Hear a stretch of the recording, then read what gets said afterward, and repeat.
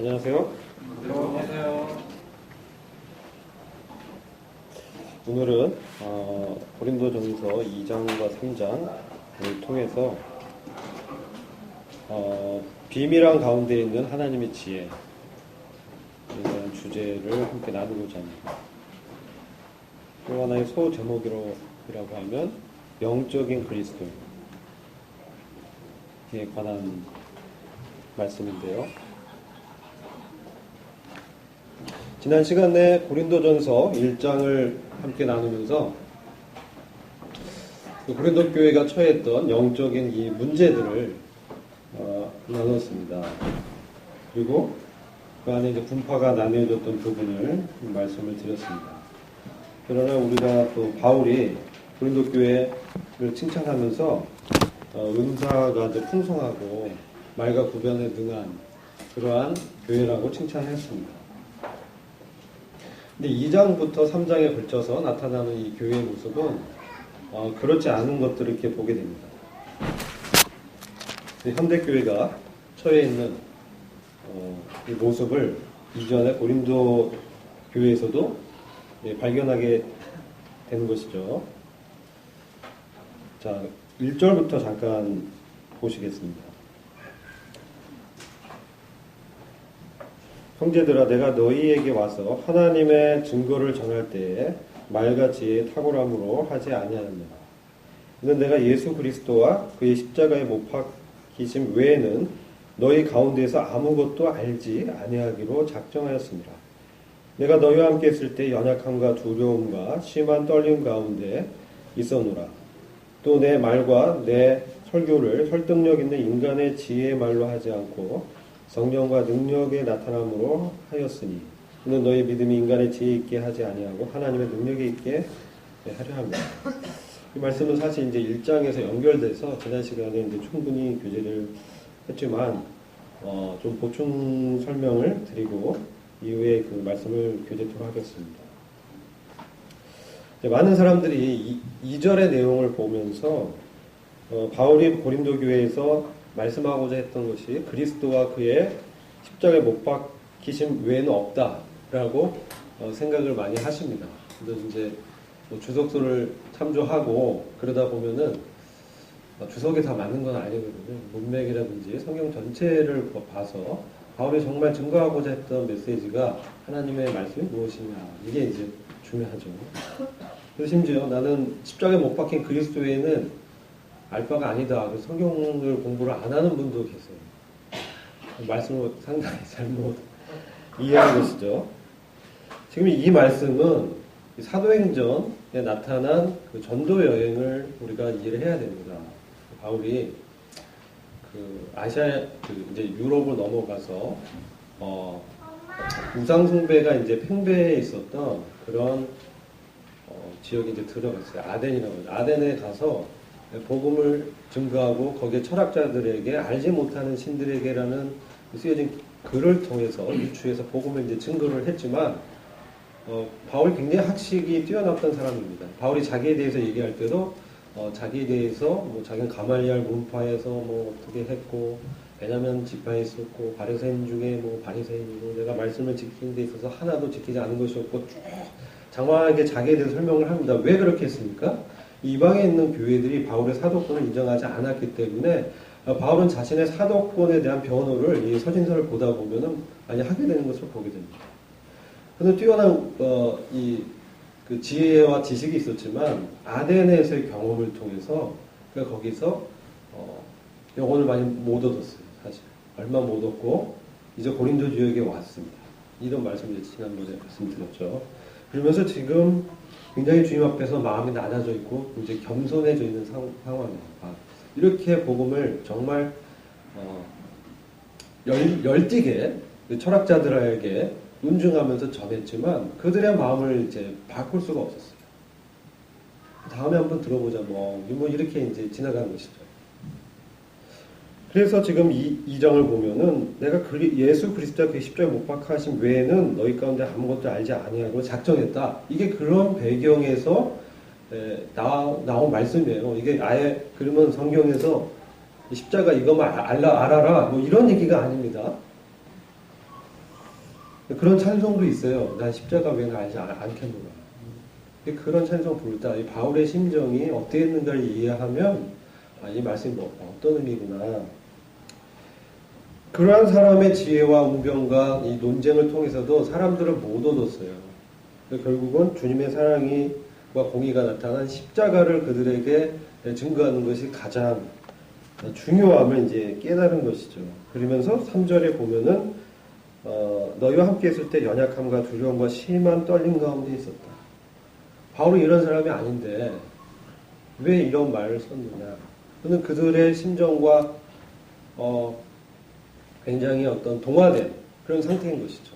그리스도 안에서 바울은 고린도 교회 성도들과 이제 동화된 상태에서 이 말씀을 하고 있는 거예요. 그리고 그 이후에 이제 말씀을 쭉 읽다 보면은 그 교회에 좀 문제들이 있었습니다. 도덕적 실패들이 있었습니다. 그때 바울이 내 영으로 너희와 함께하며 그를 이미 판단하였다. 이렇게 또 말씀합니다. 그러니까 바울의 마음에는 고린도 교인들과 이게 하나 된 그런 마음을 이렇게 품고 있었어요. 그래서 이런 말씀을 하는 거예요. 그래서 하나님의 능력이 십자가에 못 박히신 그리스도에게 나타났다. 그리고 그 부활의 권능을 통해서 하나님의 능력이 얼마나 위대한지를 이제 증거한 것이죠. 그리고 고린도 지역에 하나님께서 바울에게 환상 가운데 또 말씀하셨잖아요. 이 지역에 내 백성이 심히 많다. 바울이 용기를 얻고 고린도 지역에 아예 정착해서 1, 2년을 가르칩니다. 매일 가르쳤어요. 매일 그가 십자가에 못 박힌 그리스도만 전했겠습니까? 상식적으로 생각해도 그거 아니라는 걸 알고 2년 동안 그 말만 하지 않았을 거 아니에요. 그러니까 우리는 이 말씀을 볼 때 전체의 이 배경하고 문맥 가운데서 이해를 해야 됩니다. 6절 보시면 그러면서 바울이 얘기하는데 온전한 자들 중에서 지혜를 말하노니 이는 이 세상의 지혜가 아니요 이 세상에 없어질 반원의 지혜도 아니다. 여기서 보면 온전한 자들이라는 사람이 나옵니다. 이 온전한 자들은 영어 보면은 퍼펙트하다, 완전한 사람이다 이렇게 돼 있어요. 사람에게 이렇게 퍼펙트한단 말이 그가 전혀 죄가 없고 정말 흠 없는 그런 사람이냐 그런 의미가 아니고 성경에서 사람에게 이 온전했을 때는 영적으로 성숙한 사람이다 그런 뜻입니다. 고린도 교회에도 문제가 있었지만 영적으로 성숙한 사람들이 있었습니다. 그들에게 지혜를 말했다라는 거예요. 근데 그것은 이 세상의 지혜가 아니다. 이 세상에 없어질 관원의 지혜도 아니다. 이것은 7절에 보시면 비밀한 가운데 있는 하나님의 지혜를 말하는 것이다. 바울은 고린도 교회에서 비밀한 가운데 있는 하나님의 지혜를 말씀했습니다. 그것은 이전에는 감추었던 것입니다. 이 신비라고 합니다. 미스테리. 그래서 감추었던 것인데 하나님이 우리의 영광을 위하여 만세전에 미리 정하신 것이다. 이렇게 말씀하면서 정말 바울이 그들에게 말씀하고자 한 내용이 그들이 이렇게 실패한 것을 책망하고 교정하고 그런 목적도 있지만 이 비밀한 가운데 있는 하나님의 지혜를 그들에게 계시해주고 싶었던 거예요. 사실 말씀을 했습니다. 근데 지금 고린도 교회 사람들이 이제 은사주의에 빠져서 나는 누구에게 속했다, 바울에게 속했다, 아볼로다, 이런 이야기를 하고 있는 상황이에요. 그리고 이제 고린도전서 4장을 보면은 바울은 사실 그때 굉장히 자기가 판단 중에 어려움을 겪고 있다, 이런 얘기를 하고 있어요. 너희를 판단하려고 책망하려고 하는 말이 아니라 사실은 내가 굉장히 심한 고난과 환난 가운데 있고 죽을 지경인데 너희들은 여기서 이렇게 잘 지내고 있느냐, 이런 식의 말씀도 하고 있어요. 마음에 있는 것들을 이렇게 내려놓는 것이죠. 그러면서 그런 걸 봤을 때 그들이 내가 바울에 속했다고 하지만 실제적으로 그들이 바울을 존경하거나 경외하거나 그러진 않았던 것 같아요. 그러니까 4장에 가면은 그런 말씀을 하고 있는 거예요. 그래서 성경을 쭉 읽다 보면은 그것을 발견하게 됩니다. 그리고 심지어 나는 그리스도에게 속했다, 이런 사람도 있었어요. 굉장히 신령하죠. 나는 그리스도께 속했다. 나는 그리스도께 속했다. 근데 이제 성경 보다 보면 가장 그 높은 자세에서 다른 사람들을 판단하고 있던 사람이 아닌가. 너희들은 바울에게 속했어? 너는 아볼로에게 속했어? 난 그리스도께 속했어. 뭐 이런 거에 좀 분위기가, 고린도 교회 분위기가 그 정도야? 나는 그리스도께 속했어. 나는 속했어. 주제어가 나죠. 내가 속했다는 거예요. 바울이 정말 듣기를 원했던 거는 우리가 주님 안에 있습니다. 주님의 은혜로 있는 것입니다. 이런 말을 듣기를 원했는데 나는 바울, 나는 아볼로야. 나는 그리스도야. 이렇게 이제 다툼이 있었어요. 그들에게 말과 구변 이런 은사가 굉장히 풍부했습니다. 그래서 은사주의가 있었던 거죠. 굉장히 어떤 면에서는 뛰어난 교회였어요. 고린도 교회를 이렇게 잘 보면 문제가 있었을 뿐만 아니라 굉장히 뛰어난 면도 있었던 교회입니다. 바울의 가르침을 다 이게 머리로는 이해했다는 거죠. 아볼로의 구운변. 아볼로는 어떤 사람입니까? 아볼로는 구약에 능통한 사람이었어요. 그래서 아볼로가 구약에 능통해서 그가 이제 말씀을 증거했지만 좀 부족한 게 있었죠. 그래서 브리스길라와 아볼로가 데려와서 더 가르쳐가지고 그렇게 그리스도를 더 보여줘서 그가 온전해질 수 있었습니다. 그런 다음 그는 아주 유력하게 유대인들에게 구약을 통해서 그리스도가 하나님의 아들이고 메시아임을 증거했습니다. 그가 은사 있는 웅변가요, 설교자로 이렇게 드러나 있었던 사람입니다. 어쩜 바울보다 훨씬 더 말을 잘했던 것 같아요, 아볼로가. 그래서 히브리서의 기자를 아볼로라고 생각하는 사람도 있습니다. 이런 사람들이 있고 그 배우고 뛰어난 그 은사가 이제 나타나고 이랬던 것이죠. 그런데 바울이 보고자 했던 것은 그리스도 안에서 하나된 모습이었다는 것을 알게 되는 것이죠. 만약 내가 그리스도와의 연합을 얘기한다면 그들은 바로 성도들과 하나 되는 것이 바로 그 연합의 결과로 나타나야 되는 것이죠. 바울이 그것을 얘기하는 것입니다. 이게 온전한 자들 중에서 지혜를 말한다고 하면서 내심 그런 것들을 얘기하면서 이제 말씀을 계속합니다. 이것은 감추었던 것인데 사실 이것은 우리의 영광을 위해서 하나님께서 만세전에 미리 정하신 것이다. 이 비밀 가운데 하나님의 지혜가 무엇이냐. 근데 어떤 분들은 이것도 그리스도의 십자가로 해석을 해요. 문맥을 보면 그런 게 아닌 거거든요. 그리고 이 9절 보시면 하나님이 자기를 사랑하는 자를 위하여 예비하신 모든 것들이라고 말씀하고 있어요. 그리스도의 십자가가 구속의 기초지만 바울은 여기서 더 큰 것을, 더 많은 것을 사실 고린도교에 가르쳤습니다. 이 모든 것을 가르쳤다는 거예요. 이게 비밀한 가운데 하나님의 지혜를 말하는 것이고 이게 감추어졌던 것이다. 감춰졌던 것은 하나님의 마음속에 있었다는 거예요. 아무도 하나님이 그것을 꺼내서 보여주지 않는 한 알 수가 없습니다.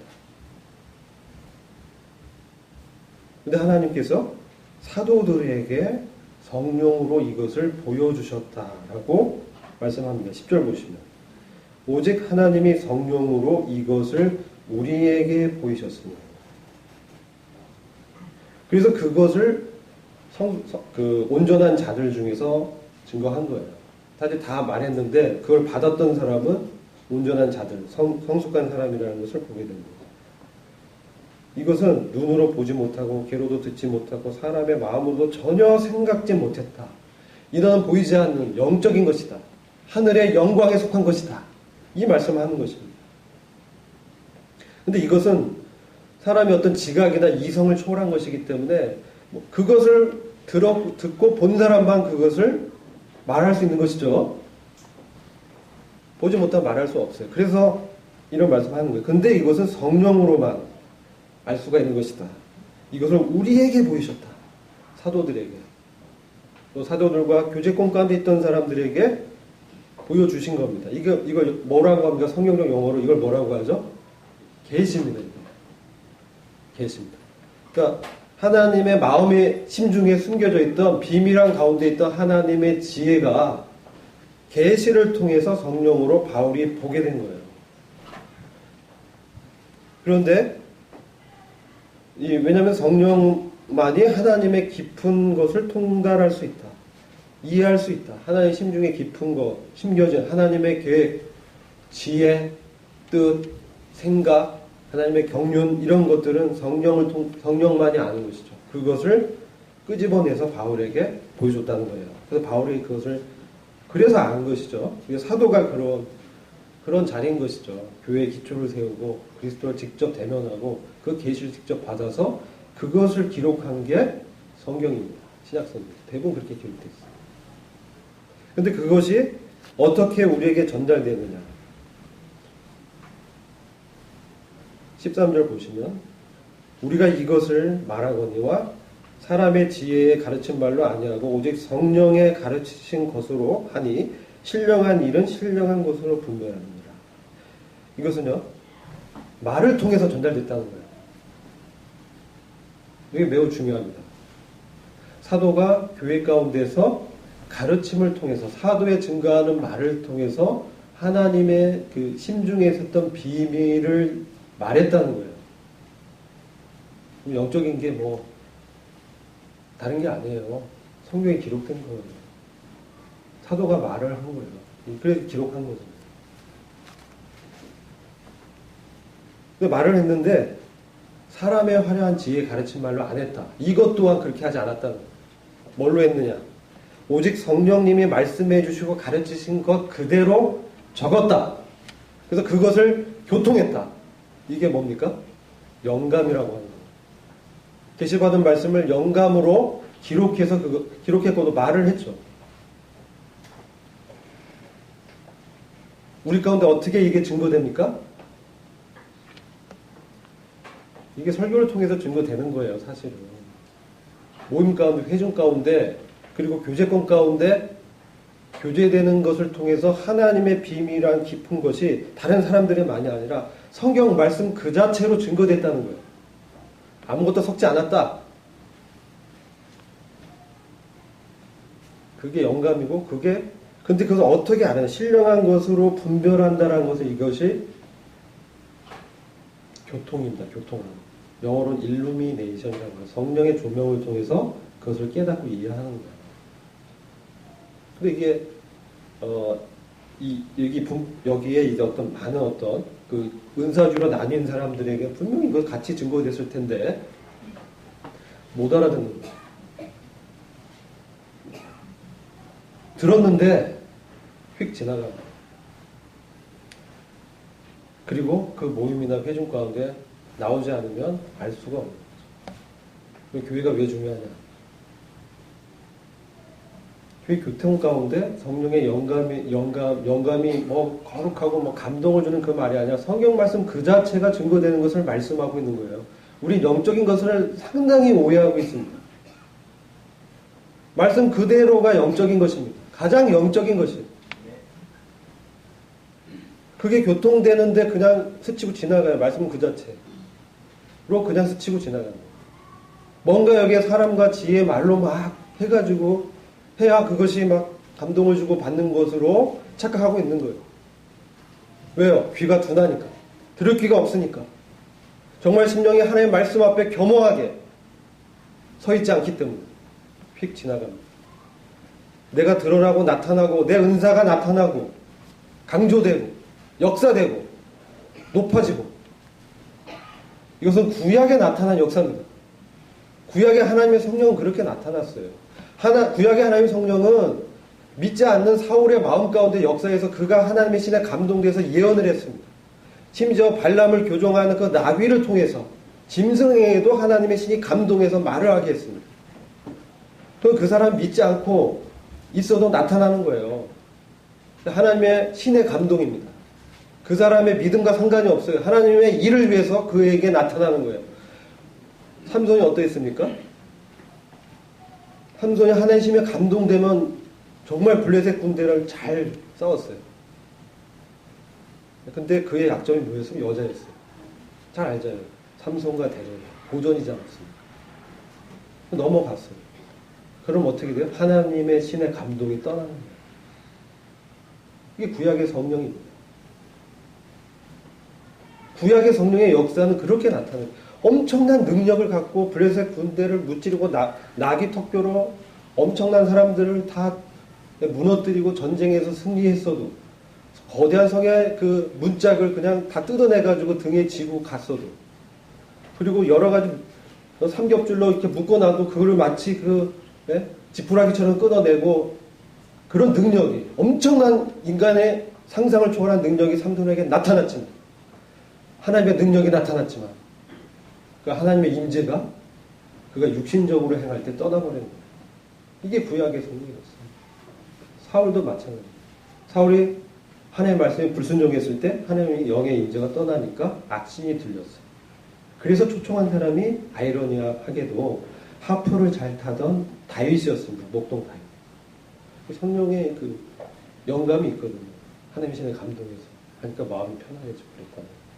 이건 구약의 성령의 사역입니다. 물론 신약에도 나타나요. 교회 시대. 구약과 교회 시대. 이렇게 구분이 되죠. 지금 이 교회 시대의 성령은 우리 안에 직접 오시는 거예요. 우리 안에서 말씀하시고 멀리 있는 것이 아닙니다. 이게 뭐 떠났다가 나갔다 하는 게 아니에요. 이미 딱 잊혀지고 믿을 때 성령을 받으면 그 성령은 우리 안에 있으면서 로마서 8장을 보면 우리의 몸을 변화시키십니다. 아들의 형상으로 화하게 변화시켜서 하나님의 영광에 들어가도록 그를 다루시는 거죠. 이게 교회 시대의 성령의 역사입니다. 우리가 아무리 넘어지고 자빠지고 해도 우리 안에 주님 앞에 겸손히 그리스도 안에 있는 믿음을 있는 사람에게 성령은 말씀합니다. 그러면 엘리야가 갈멜산에서 바알과 아세라 선지자를 800명 이상을 죽였죠. 엄청난 대승리를 했지만 그가 이세벨이 살인 명령을 내리니까 도망갔습니다. 왜? 보이는 것을 그도 붙들었거든요. 보이는 표적을 붙들었거든요. 그러니까 하늘에서 불이 내려와서 태웠지만 뭐 그건 사실 이교도들이 이렇게 행하는 그것들이에요. 근데 그가 로뎀나무에서 죽기를 구하고 했을 때 하나님이 그를 어디로 인도합니까? 호렙산으로 인도해서 호렙산 하나님의 계명 말씀이 내려온 되잖아요. 그리고 이제 번개도 치고 바람도 불고 막 했는데 하나님 어디도 없었어요. 하나님 어떻게 나타났습니까? 동굴 속에서 뭘로? 세미한 음성, 하나님의 말씀으로 그의 심령을 쪼개면서 나타난 것이죠. 그런 능력적인 그런 게 아니에요. 우리는 교회 시대의 성령의 역사를 많이들 구약의 이 성령의 사역과 이 오해를 하고 있어요. 물론 성교지나 이 성경이 들어가지 않은 그런 지역에 하나님의 성령의 역사가 구약 시대에 좀 나타나요. 전혀 내 그 나라 말을 몰랐는데 성경도 없고 갑자기 방언이 터지면서 복음을 증거하는 거예요. 그러니까 교회 안에서는 그렇지 않다는 것이죠. 이런 것을 이제 우리가 이해를 해야 됩니다. 그래서 성령의 교통하신 뭡니까? 구약적인 시각에서 우리가 하나님의 영감과 성령의 조명을 해석하면 이 말이 도대체 이해가 안 가는, 이것은 간단히 얘기하면 바울이 그들의 고린도 교회 회당에서 그들의 그 교회 가운데서 1년, 2년을 이런 비밀한 하나님의 경륜을 가르쳤다는 거예요. 그래서 그들이 거기서 이거 왜 그가 가르칠 수 있느냐? 그가 직접 하나님의 계시를 받았기 때문에. 그래서 회중 가운데, 교회 가운데 그것을 교통했습니다. 말씀을 했습니다. 말로 했다라고 되어 있습니다. 이것을 말했다. 근데 사람이 제 가르친 말로 막 하지 않고 말씀 그대로 전했다. 좀 딱딱할 수도 있죠. 그랬을 때 그들의 하나님의 말씀이 심겨져 가지고 아, 내가 주님과 연합한 자구나. 내가 그리스도 안에 있는 자구나. 그것을 깨달은 사람들이 하나님과 연결돼서 성령님의 역사로 교통 가운데서 그들이 영적으로 성장했어요. 그게 여기서 온전한 자들이에요. 성장한 자들. 그래서 지금 말씀을 하고 있는 거예요. 그런데 막 유력하게 드러나고 나는 바울에게 속했고 누구에게 속했고 했던 자들에는 오히려 바울은 그들의 은사가 아무리 탁월해도 육신에 속한 그리스도 안에서 어린아이들을 대함과 같이 하노라. 고린도전서 3장 1절에 그렇게 말씀하고 있어요. 어린아이라는 거예요. 젖으로 먹이고 밥으로 안 해야하노니 이는 너희가 감당치 못할 것이다. 너희가 아직도 육신에 속한 자로다. 너희 가운데 시기와 분쟁이 있으니 어찌 육신에 속하여 사람을 따라 행함이 아니냐. 이렇게 은사주 율법주의, 이거 구약시대의 산물인 거예요.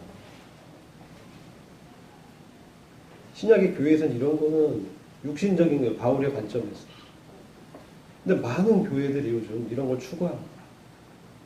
속사도주의 이런 거 얘기를 합니다. 이머전트 처치에는 막 쓰러집니다. 막 쓰러지고 대굴대고 굴르고 그래요. 성령이 나타났다. 근데 복음은 없어. 생명이 없어. 근데 나타나요, 없어. 이게 뭐냐는 거죠. 구약에 그걸 하고 있는 거예요. 뭔가 이렇게 나타나고 표적과 이걸 쫓고 있는 거예요. 하나님의 세미한 음성을 들을 기가 없는 거죠. 신약의 교회는 그래서는 안 된다는 것을 바울이 지금 이제 얘기하는 거예요. 왜 그걸 이제 영적으로 분별하고 영감, 이게 조명이죠. 성령의 조명을 통해서 깨닫게 되는 거예요. 여기서 말하는 우리의 영광은 무엇입니까? 우리의 영광을 위하여 만세전에 미리 정하신 것이다.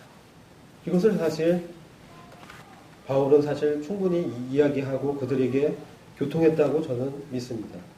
만세전에 하나님께서 우리의 영광, 교회의 영광을 위하여 준비한 것.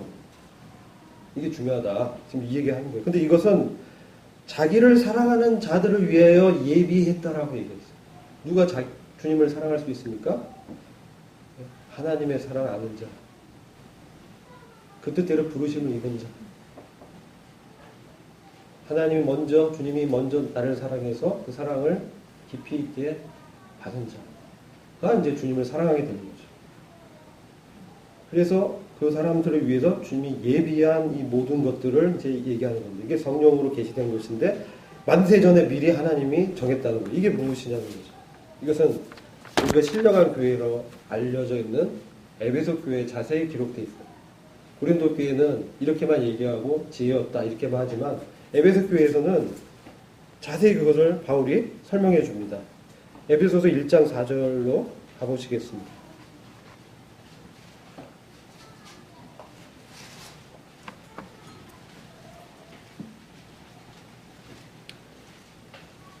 (1장 4절) 그 창세전에 그리스도 안에서, 자, 만세전에 주님이 미리 정하신 게 뭐냐? 창세전에 그리스도 안에서 우리를 택하셨다. 우리로 사랑 안에서 그 앞에 거룩하고 흠이 없게 하려고 5절, 에베소 1장 5절, 그 기쁘신 뜻대로 우리를 예정하사 예수 그리스도로 말미암아 자기의 아들들이 되게 하셨으니 이는 그의 사랑하시는 자 안에서 우리에게 거저 주시는 바 그의 은혜의 영광을 찬미하게 하려는 것이라.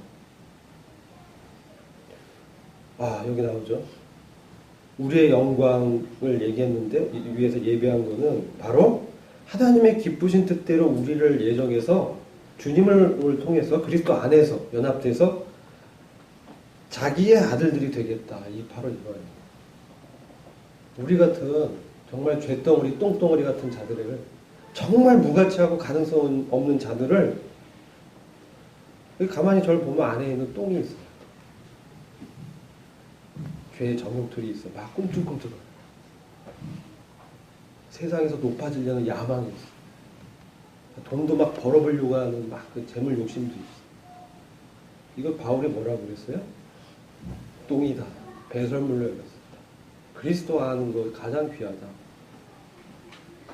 근데 바로 그리스도와 방부란 자기의 아들들이 되게 하셨다.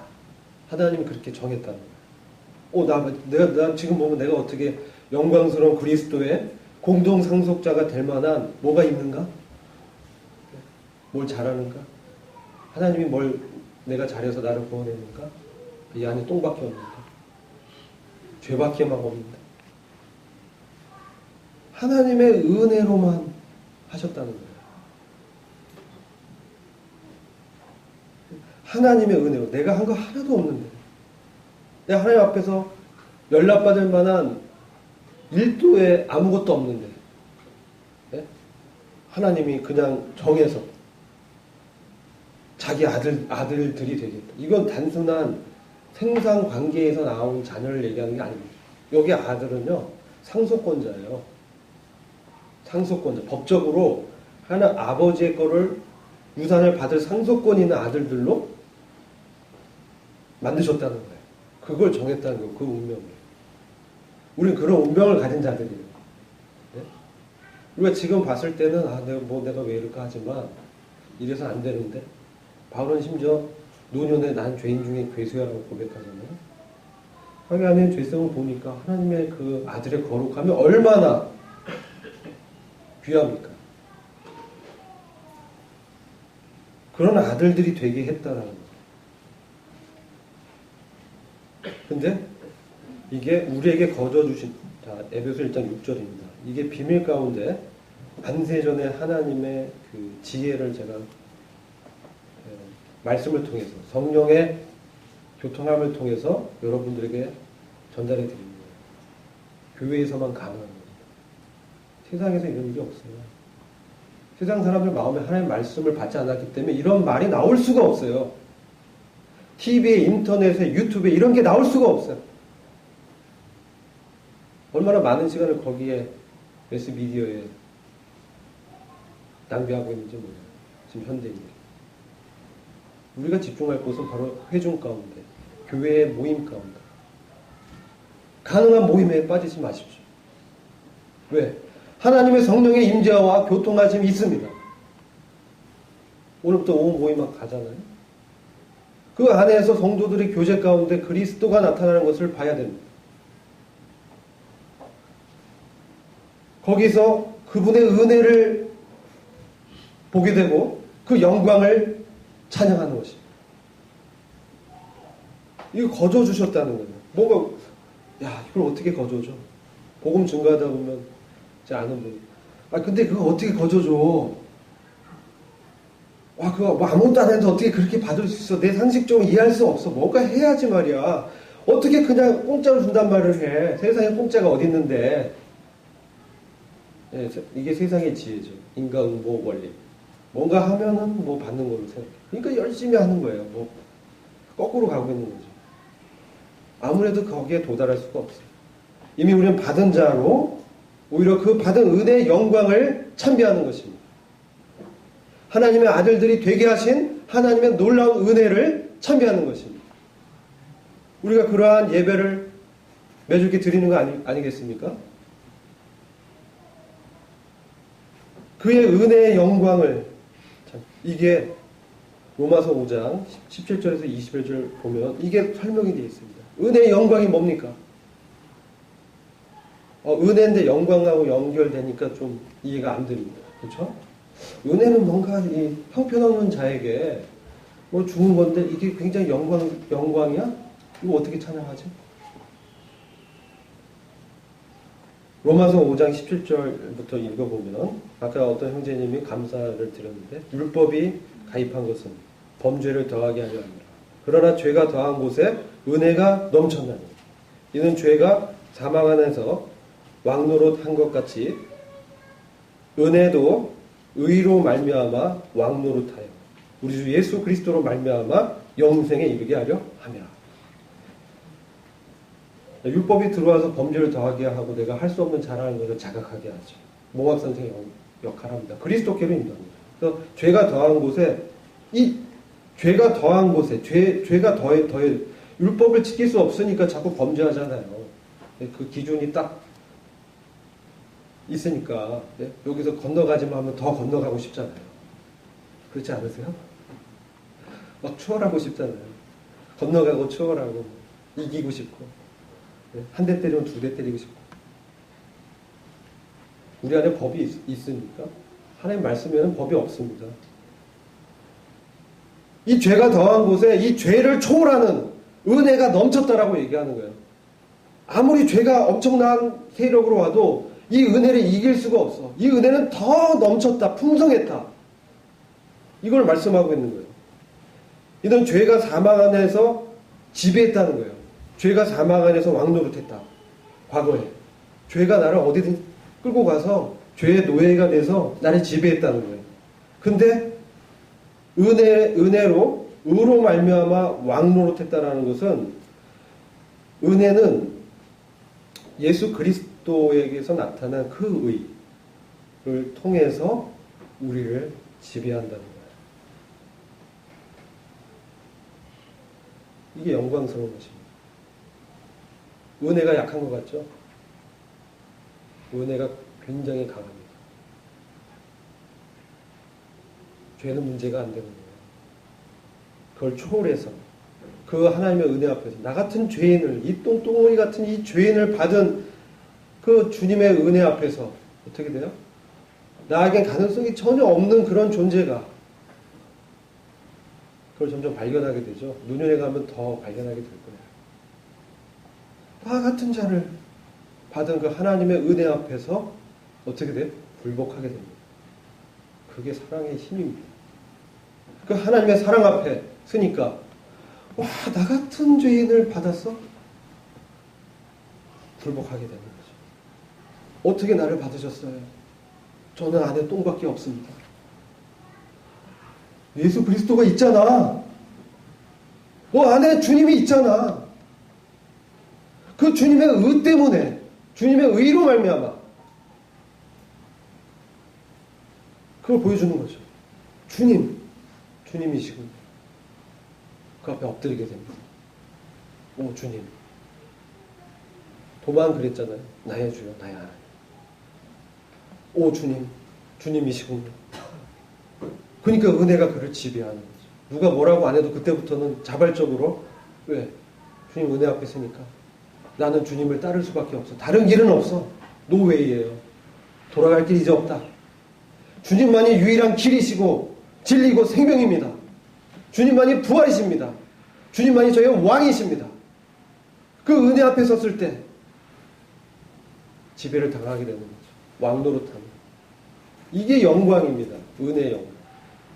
이 은혜의 영광을 찬미하게 하시는 거죠. 나 같은 죄인 살리시는 주님을 은혜를 찬양하게. 이런 사람들 죄에 빠져 있을 수가 없어요. 내가 왜 이럴까? 자꾸 주님 앞에 엎드립니다. 주님의 은혜를 발견하고, 오 주님. 우리가 죄의 존재에서 구원받는 것은 주님 오셔야만 되는 거예요. 몸의 구속이 있어야만 가능합니다. 근데 이 은혜의 영광을 찬미하게 하려는 것이다. 이 은혜의 풍성함을 따라 그의 피로 구속 곧 죄 사함을 받았으니 에베소 1장 8절 9절은 읽고 있습니다. 이는 그가 모든 지혜와 총명으로 우리에게 넘치게 하사 그 뜻의 비밀을 우리에게 알리셨으니, 사도가 계속 알렸다고 얘기하고 있습니다. 우리는 모른다고 나중에 변명할 수 없습니다. 주님 나라에 가서. 우리가 성경을 안 읽은 것이죠. 성경이 교제되고 교통되고 나눠지고 영감 있는 그러한 계시와 해석이 있는 곳에 참석하지 않은 것이죠.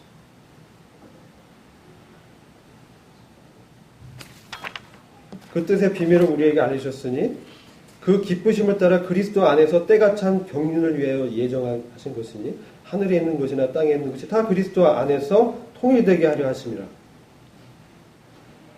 모든 일을 그 마음의 원대로 하신 자의 뜻을 따라 우리가 예정을 입어 그 안에서 기업이 되었으니 이는 그리스도 안에서 전부터 바라던 우리로 그의 영광의 찬송이 되게 하려 하심이라.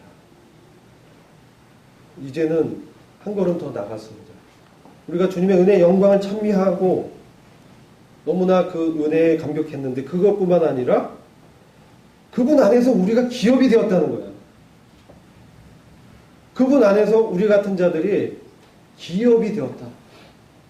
우리 같은 자들 주님의 기업으로 삼아주시고 11절 보면 그의 영광의 찬송이 되게 하려 하심이라. 여기서 바울은 은혜의 영광이 아니라 바로 주님의 영광을 말씀하고 있습니다. 우리의 영광은 주님 안에 있는 주님의 영광이 나타나는 거예요. 주님의 영광의 찬송이 되게 하셨다는 거예요.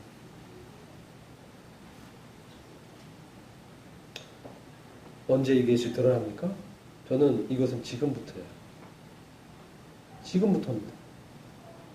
우리 안에 주님이 계시잖아요. 그분의 영광이 뭡니까? 그의 영광. 하나님의 아들로서 그분의 생명이 나타나는 그것이 물론 우리는 주님이 오실 때 주의 형상으로 변화될 것입니다. 우리가 주의 영광을 보며 주의 형상으로 화하여 영광에서 영광에 이르는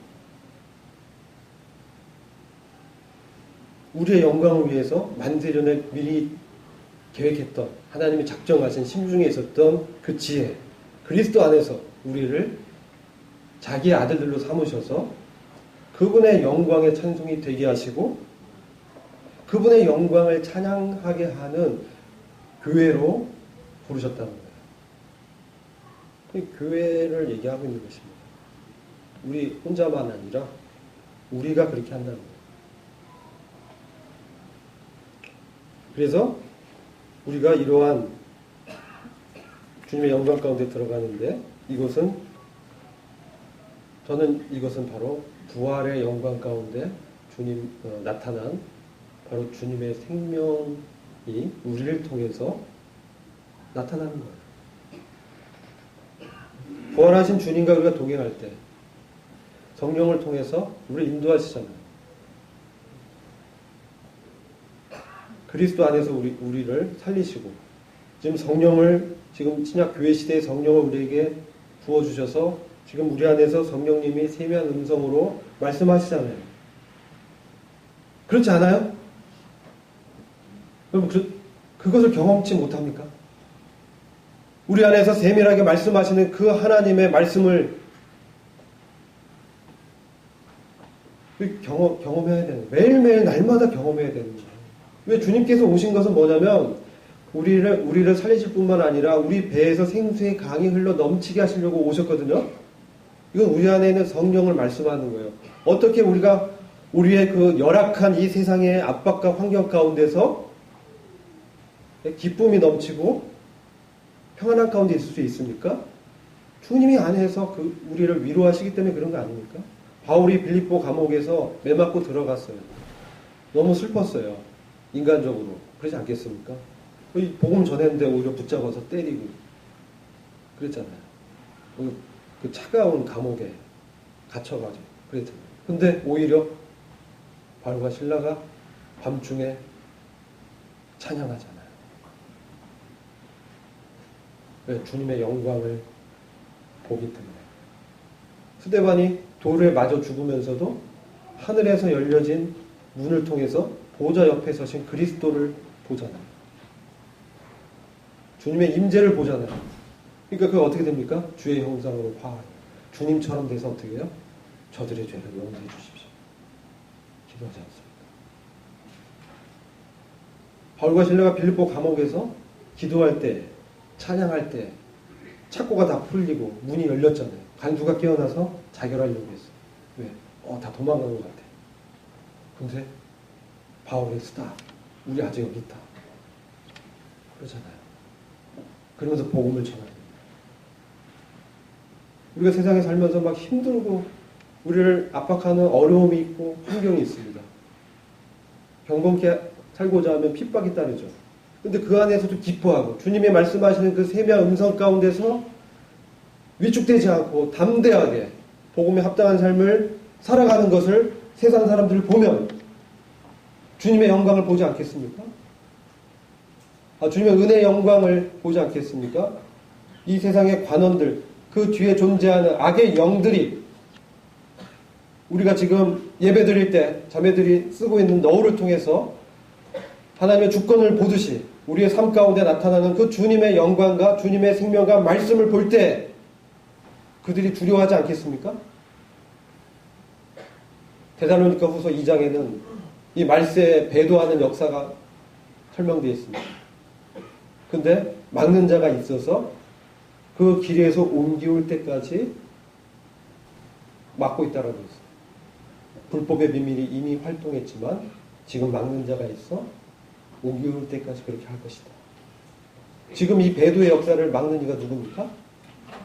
성령과 하나 된 그리스도와 연합한 교회입니다.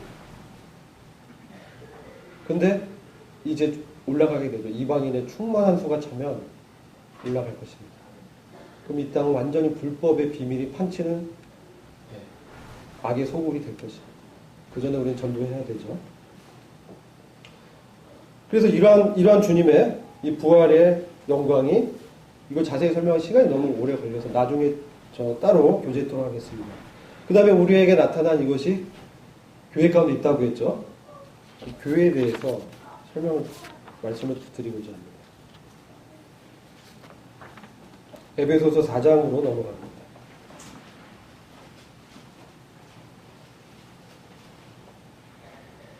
만물을 충만케 하는 자는 그리스도입니다. 그런데 그리스도를 충만케 하는 것은 그의 몸된 교회입니다.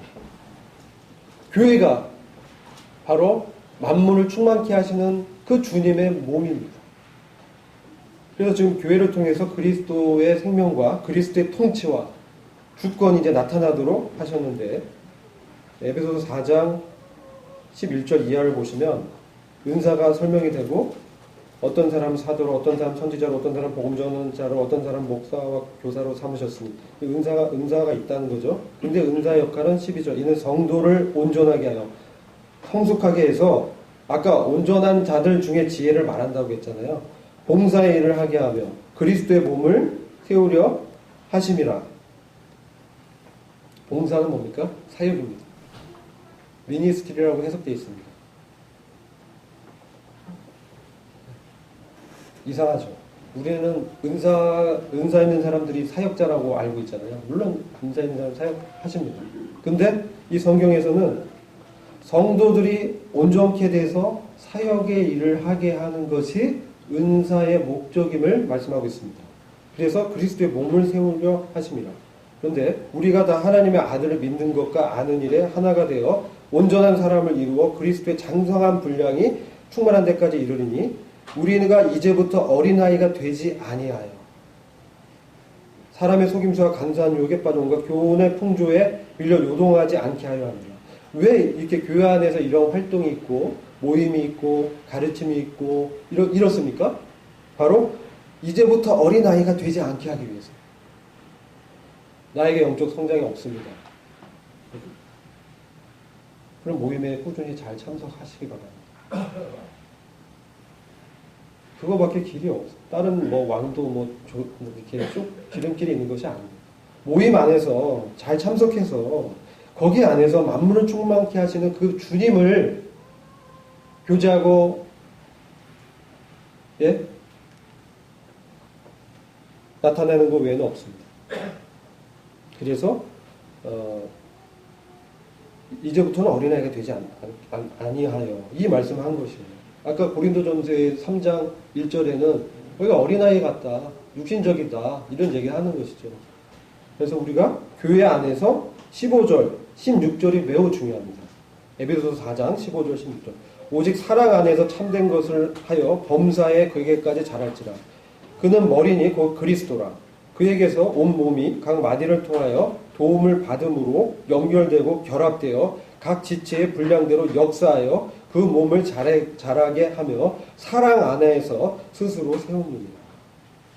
여기 교회의 비밀이 있지 않습니까? 만세 전부터 하나님의 심중에 감추어진 그 비밀, 그리스도와 그 교회, 구원의 계획을 통해서 성취된 그 교회, 그리고 주님의 영광과 은혜의 영광을 우리가 찬양하면서 우리 삶을 통해서 주님의 영광을 드러내고 찬양하려면, 우리는 궁극적으로 주님의 영광의 찬송이 될 것입니다. 왜? 우리 몸이 그리스도의 몸처럼 영광의 몸으로 변화될 것이 작정되어 있기 때문에 그분의 영광에 우리가 들어갈 것입니다. 그분의 부활, 사망의 권세를 이기신 그 주님의 능력이 우리 삶 가운데 역사할 것입니다. 어떤 때 역사합니까?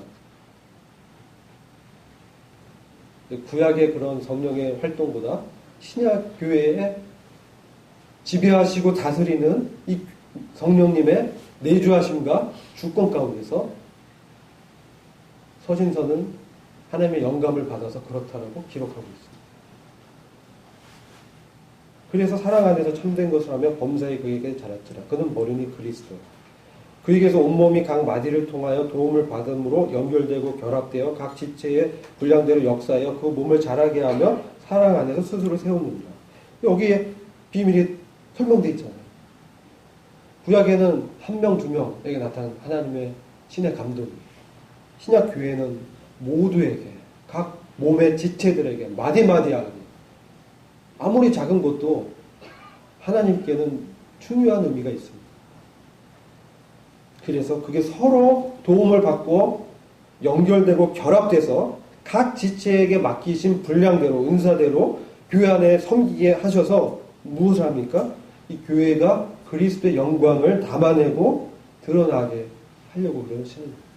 그래서 스스로 세운 일. 그렇게 됐을 때 우리가 주의 영광의 찬송이 되고 기업이 돼서 나타나고 주님의 영광을 찬양하는 그런 영광스러운 그리스도와 연합된 교회로 나타나실 것입니다. 주님이 작정하셨어요. 그렇게 하시겠다.